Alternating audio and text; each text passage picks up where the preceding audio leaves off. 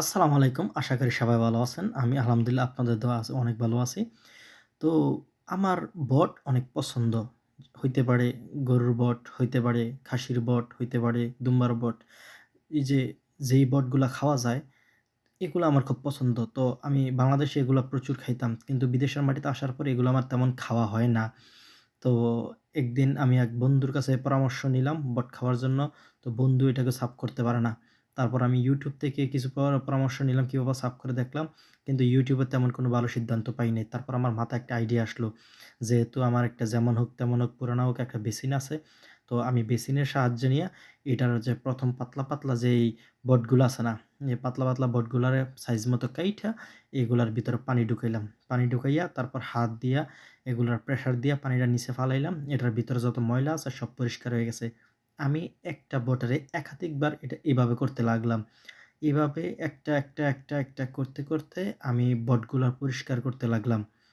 তার আমরা ঈদের সময় অনেক বট পাইছিলাম। তো আমরা এগুলা সাফাই করতে পারি না বলে এগুলা সবগুলা ফালাই দিছি। ঠিক আছে?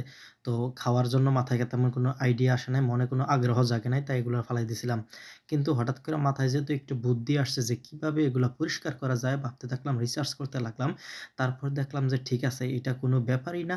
তারপর এগুলা ছোট, ছোট করে সাফাই করার পর ছোট, ছোট করে কেটে তারপর গরম পানি মানে কুসুম গরম পানির মধ্যে ভিজিয়ে রাইখা দিলাম। ঠিক আছে? দেখেন সাইজ মতো কেটে নিলাম। কেইটা কুসুম গরম পানিতে রাইখা দিলাম। ঠিক আছে? রাখার পর অনেকক্ষণ চামচ দিয়ে ছুরি দিয়ে এভাবে ঘুরাইতে লাগলাম যাতে এগুলোর যত কাঁচরা আছে সবগুলা বাড়াইয়া যায়। তারপর যে মোটা যে বুড়িটা থাকে, বটের যে আসল যে মোটা যে বুড়িগুলা থাকে, এইটা মোটা বুড়িটাকে আমি পিস করে সাইজ মতো কেটে নিতে লাগলাম এবং কি চেক করতে লাগলাম যে কোথাও কোনো জট আছে কিনা, গিটলা আছে কিনা। আ যদি থাকে এগুলা পরে সাফাই করতে অনেক কষ্ট হবে। তারপর আমি গরম পানি করে নিলাম। প্রচুর মানে গরম পানিটা মানে প্রচণ্ড রকমের গরম পানি করে নিলাম। তারপর এগুলাকে ভিজিয়ে রাইখা দিলাম। ঠিক গরম পানিতে ২ মিনিটের মতো ভিজায় রাইখা দিলাম। রেখে দেওয়ার পর এগুলা আমি মনে করেন যে এই যে আপনার আমার ফ্লাই বোর্ড আছে, কাটিং বোর্ড আছে, কাটিং বোর্ডের মধ্যে রাইখা নিলাম। ঠিক আছে?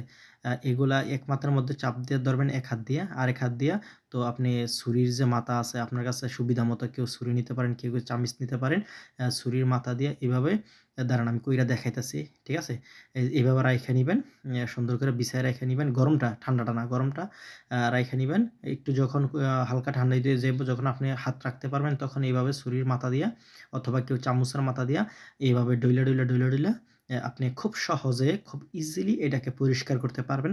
আপনার কোনো ধরনের কোনো সমস্যা হবে না। তবে খেয়াল রাখতে হবে যেন অতিরিক্ত গরম না হয়। গরম না থাকে, একটু যখন আপনার সহ্য পরিমাণ গরম থাকে তখন আপনি এটা করতে বেশি সুবিধা হবে।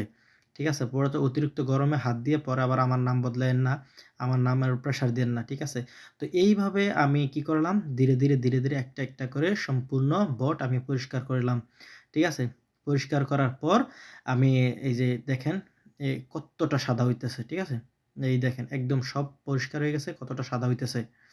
তারপর আমি ধীরে ধীরে পরিষ্কার করলাম।